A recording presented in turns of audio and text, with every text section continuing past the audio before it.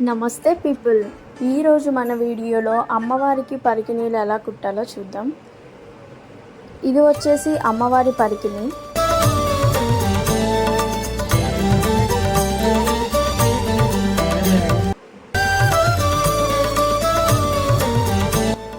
And next ఇది కలశానికి కడతాం. ఇప్పుడైతే స్టిచ్చింగ్ చూద్దాం కదండి. మనం అమ్మవారి విగ్రహం ఎంత ఉందో చూసుకొని దాన్ని తగ్గట్టు కట్ చేసుకోవాలి. కట్ చేసుకొని ఫస్ట్ ఇది మరగల వైపు డబల్ పైపింగ్ చేసుకోండి.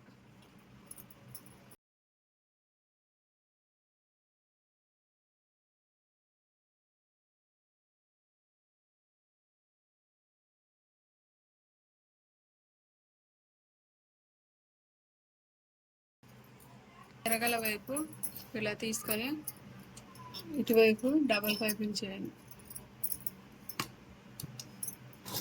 ఇందాక మరగల వైపు కుట్టాము, ఇప్పుడు తిరగల వైపు కుట్టండి. ఉంటుంది కాబట్టి ఒకసారి మడవండి చాలు.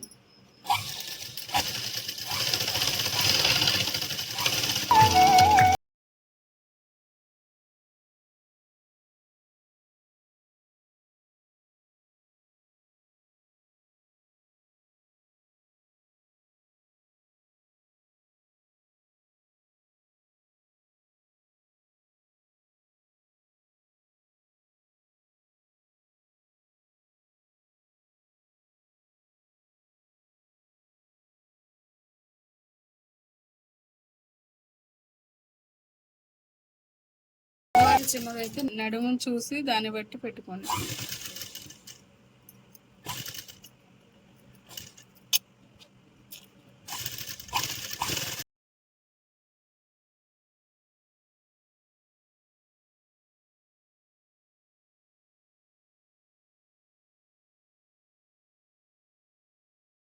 కదా, దీన్ని కిందకు వచ్చేటట్టు చూసుకొని సెంటర్కి ఒకటి గుర్తు పెట్టుకోండి.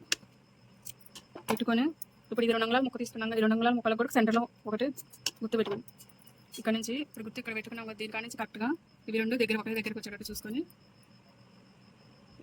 పాదం మందం ఒక కుట్టు వేసుకోండి.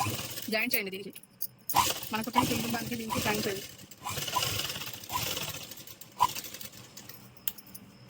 జాయింట్ చేశాక దీన్ని ఇలా మడిచి కుట్టండి. ఈ పీచులు ఏమి పోకుండా నీట్గా ఉండటానికి.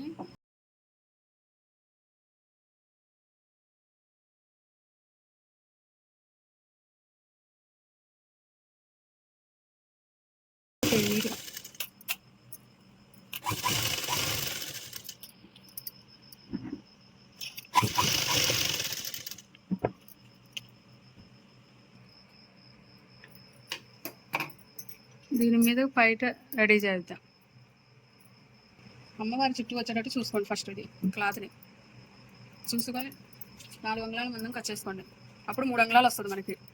డబల్ పైపింగ్ చేస్తాం కాబట్టి దీన్ని కూడా తిరగల వైపు డబల్ పైపింగ్ చేయండి.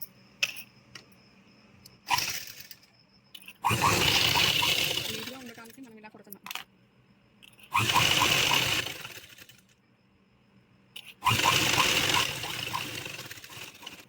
రెండు వైపులా ఇలా కుట్టుకోండి.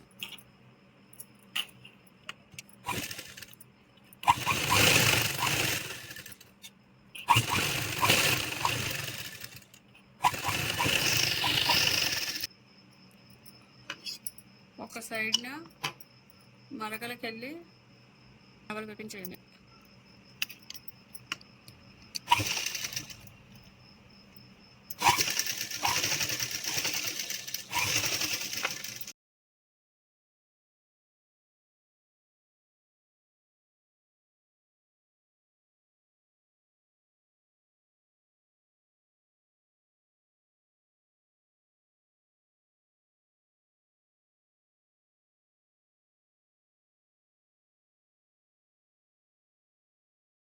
కలశానికి అయితే ఇది సరిపోతుంది. ఇలా సొమ్ముకైతే ఇలా కడతాము.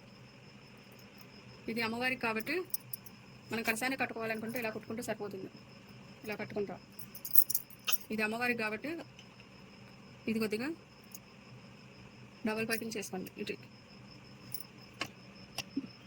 మరగా వైపు చేసుకోండి, లేస్ ఎటువైపు వేసారో అటువైపు చేసుకోండి.